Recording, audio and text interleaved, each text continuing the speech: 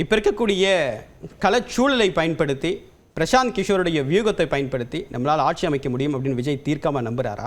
அதுதான் யதார்த்தமாக இருக்கா? அப்போ இல்லை, அந்த பாயிண்ட் பொறுமை திரு இந்திரகுமார் சார் சொன்னார் மொழி பிரச்சனை அப்படின்றது. சார் வந்து கட்டாயமாக வந்து இவ்வளோ திமுகக்காக பேசுனதுனால வந்து கட்டாயம் கலைஞருடைய இந்த நாணய வெளியீட்டு விழா அது திமுக வால் நடத்தப்பட்ட நிகழ்ச்சி, அதுக்கு போயிருப்பாருன்றது காயின் பண்ண வேண்டாம். அவர் கருத்தை சொல்றாரு, நீங்க காயின் பண்ண வேண்டாம். அவர் எந்த கட்சிக்காகவும் பேச வரல. பேசுகிறேன், போயிருப்பார், கட்டாயம் போயிருப்பார், எல்லாரும் பார்த்துருப்போம். அதில் என்ன சொல்கிறேன், அதில் வந்து பேக்ராப்பில் வந்து கலைஞருடைய நாணயம் வைத்திருக்காங்க. அதில் வந்து ஹிந்தியில் இருக்கிறது. ஏன் அங்கே தமிழில் போடலாமே? காயினில் ஹிந்தி இருக்குது, அதை உங்களால் அழிக்க முடியாது. நீங்கள் வைக்கிற பேக்ராப்பில் ஏன் ஹிந்தி வைக்கிறீங்க? நீங்கள் அந்த ஹிந்தி என்ன எழுதிருக்குன்னு சொல்ல முடியுமா எங்களுக்கு?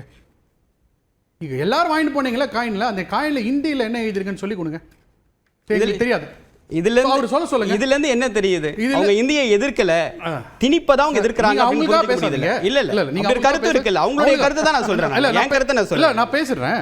அது இந்தியில என்ன இருக்குன்னா, கலைஞர் எம் கருணாநிதிக்கு ஜன் சதாப்தி அப்படின்றது, அதாவது கலைஞருடைய 100வது ஆண்டு விழாவுடைய காணியன் அப்படின்றது.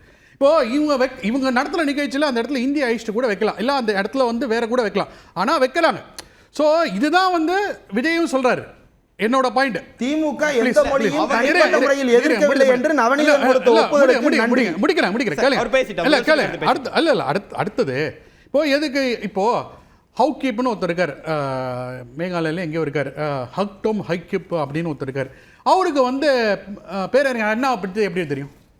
நீங்கள் ஏதாவது ஹிந்தியில் புக் அடிச்சு கொடுத்துருக்கீங்களா? சொல்லுங்க. ஆங்கிலத்தில் இருக்கும். ஆங்கிலத்தில் இல்லாமல் ஹிந்தியில் அவருக்கு ஆங்கிலம் தெரியாது, ஹிந்தி தாங்க தெரியும். அவருக்கு எப்படி அண்ணா தெரியும்? அவருக்கு ஆங்கிலம் தெரியலன்றது எனக்கு எப்படி தெரியும்? இல்லை, உங்களுக்கு தெரியாது, பட் அவருக்கு அண்ணா தெரியும். எப்படி தெரியும்?